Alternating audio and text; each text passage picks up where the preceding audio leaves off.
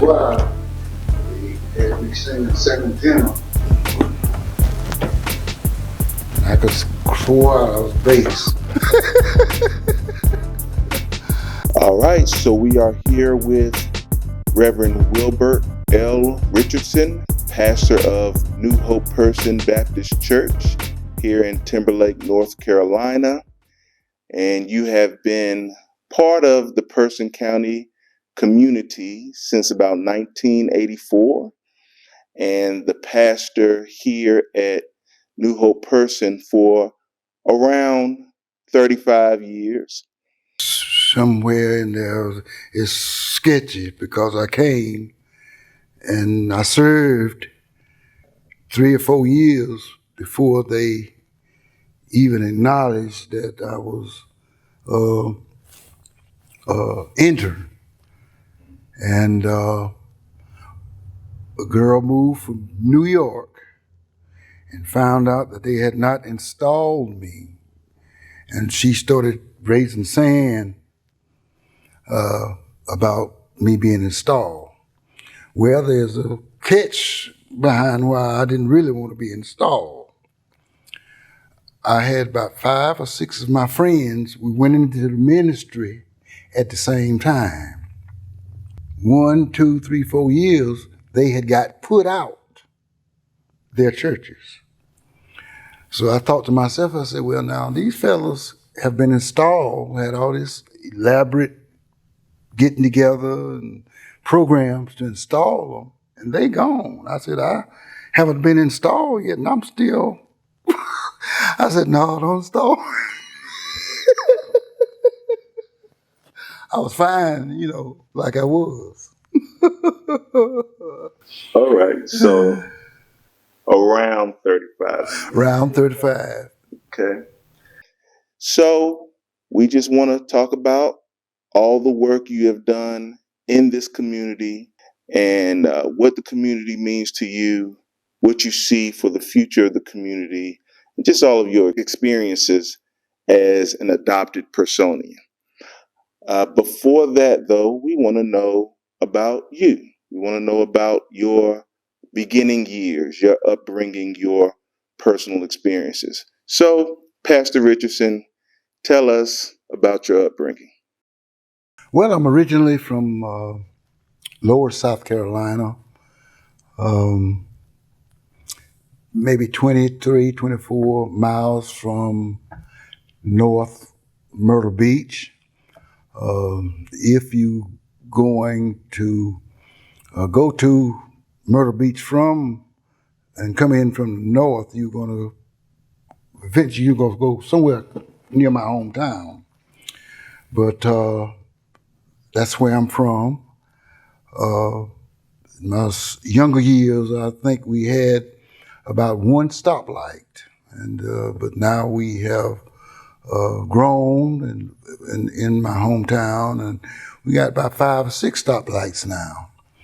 And the town is growing, but Mama took us and moved us here from Lois in, I think, around 62. She worked for a white family, doing housework. I remember this. She was making $15 a week, and my aunt was already living in Durham, so she found a job for my mom, which would be paying her $20 a week. So back in the day, we thought a $5 raise we would be rich. So my uncle up and moved us from Lois to Durham. This was back in 62. We enrolled at Lime Park Elementary School. I think I was in the 4th grade then. Then I had my 3 other siblings, which behind me, and I'm the oldest of 4.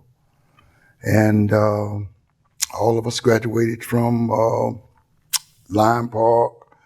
From Lime Park, we went to junior high, which was at Whitted. And then from Whittier, I went to Durham High. Now, Durham High was just getting integrated good back in about that time. And I was in the Hillside area. I was supposed to go to Hillside, but I thought that if I went to Durham High, it wouldn't be too many of my neighborhood friends there because I wanted to get away from some of the influence, the negative influence, and try to get around some positive influence. So I decided to go to Durham High instead of going to Hillside. Things worked out fairly well, and I guess also I think it's important to mention that once we did move here from South Carolina, Mama made us join First Calvary Baptist Church, and that's where my roots, a lot of my Christian roots come from, First Calvary Baptist Church. And even before we moved to Durham, we were members of a church called Prince Chapel Missionary Baptist Church in Lewis, South Carolina. So church has always been a part of our upbringing. Now we are talking about the influence. I wasn't a perfect child. I felt, even though I came up in a one-parent home, I loved my father, but I always wanted to be like my father. And when I say that, I mean that he had ways about him that nobody bothered him, nobody messed with him. And I took on that attitude, that persona, when we came to Durham. I didn't allow nobody to push me around, my sisters and brothers. If you bother them, then... And the bad thing about me was I would take care of business, and then I would ask questions later. And a lot of times I was wrong, but it didn't make any difference back then because you cross my family.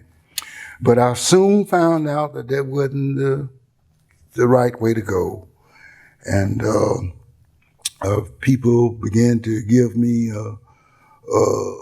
the reputation of I wouldn't live. Now, this was during the time I moved here at the age of 10, but at the age of 11, 12, 13, 14, 15, folk had said that I wouldn't live to be 16 if I didn't change my ways.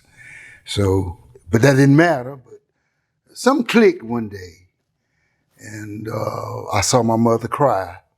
And I promised her and I promised God, I said, Mama, I'll never make you cry, do anything to make you cry again. And that's when I began to take responsibility to be a man. And I think I got a little job, making $1.65 an hour, and, helping Mama with the kids. And during summertime, she would move us back. We would go back to South Carolina where we would work in tobacco. And so that we could buy our school clothes. And but it was supposed to be a family thing. Everybody was supposed to be working, but seemed like I would be the only one getting up before the chicken got up in the morning to go working up somebody's tobacco field. And I would always leave my siblings there in the bed. And then when I would get paid, I think it was $40, $8 a day, $40 a week. Yeah, Mama would bring that check home and give it to Mama. And she would save it. And by the time summer was over, I would have worked enough, and we had enough to buy everybody's, school clothes. And I guess that's just one of the main things that I'm proud of, work ethic, loved my own money, didn't want to ask nobody for nothing, kind of an independent person. Would always take care of my sisters and brothers and mom. And this is one thing that I would say, that you can always, regardless of your circumstances, when you make up your mind to do what you know is right, then you can do it. And then you're going to have folk there that's going to back you up, folks there that's going to help you. Because when I did join church and started getting involved in the different organizations at church, there was a man there, his name was Frank Jacobs, he's dead now, but he kind of took me on as a son, and pointed me in the right direction, and he had children of his own, and I was just one added on into his family. But this is the one thing that I think that I love about the church. You talked about the community. Now, back in the day, it was a community type thing. If you didn't have, and a neighbor knew you didn't have, then they would make a way for you to have. You didn't go lacking.